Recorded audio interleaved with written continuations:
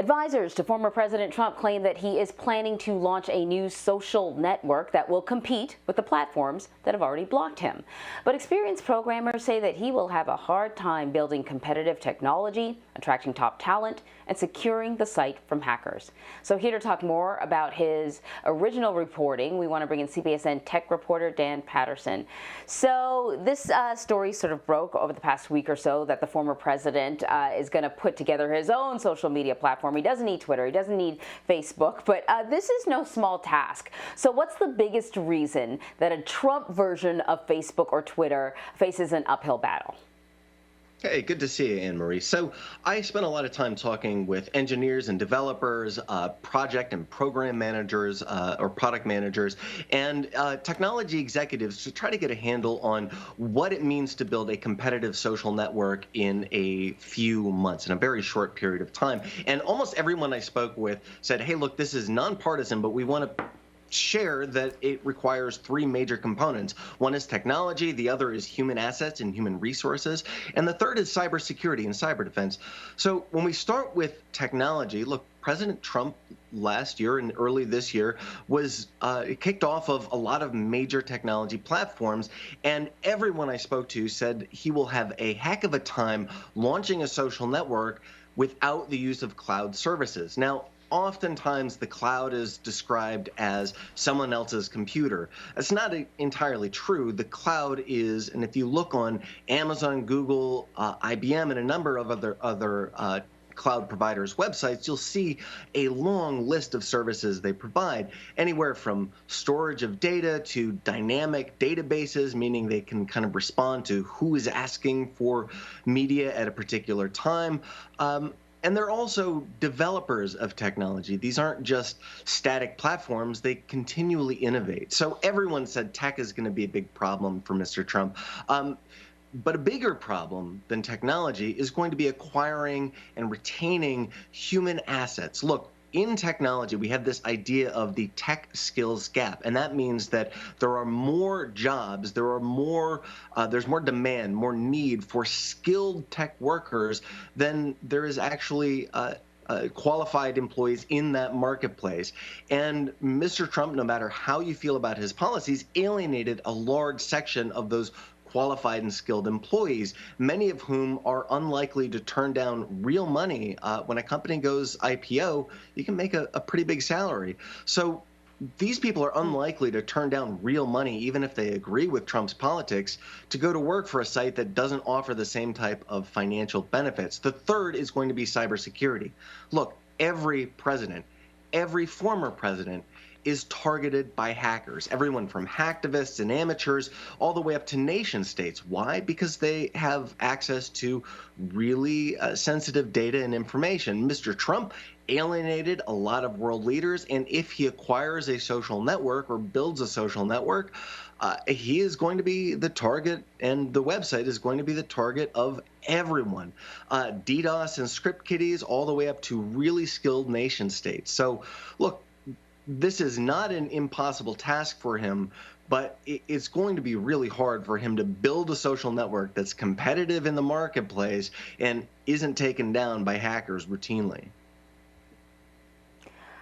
So you've been talking to people behind the scenes, and I know we've been hearing, from the former president, his advisors. I think he did an interview with his sister-in-law, and they all say this thing is happening. It's going to happen in a matter of months. But in talking to some of the people behind the scenes, I mean, are you actually hearing that there's movement on this, real movement? He's doing interviews. I think that some of his advisors have said that, there have been companies who have been pitching to him down in Florida at Mar-a-Lago.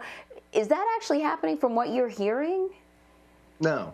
I mean, look, with every large or even startup social network, when they say we're releasing a product, I like to always hear Flava Flav's great advice in my head.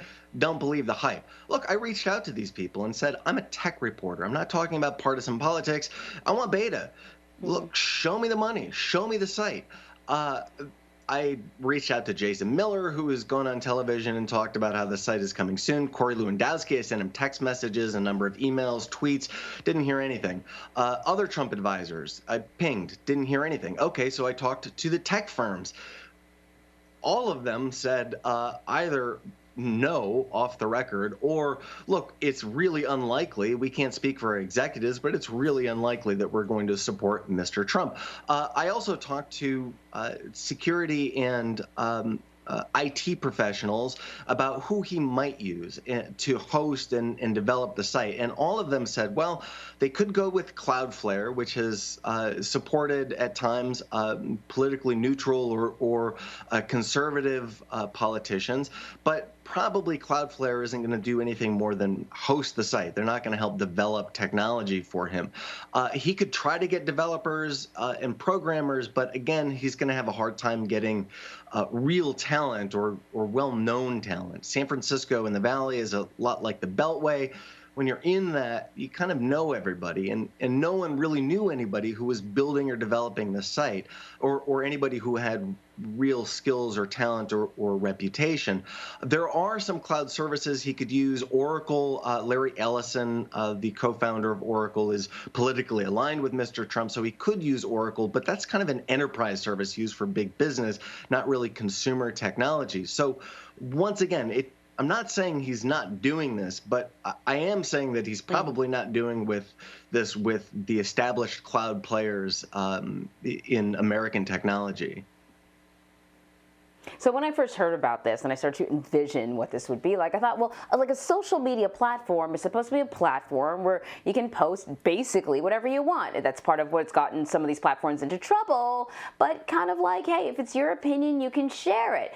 I can't see a Trump-created platform allowing progressive views on there or allowing highly critical views of Donald Trump on there at all. And the other thing that I thought is these platforms need to make money. Most of them make money by, selling our data, our personal data, or selling advertising. So let's presume that, he gets over all these hurdles. What would a Trump social media platform look like? Well, it could look a lot like Parler or Gab, which have kind of hacked together pretty easy code. Look, they use, I don't want to get too nerdy, but they use stuff that is free and open source, and they use it on second-rate hosting providers.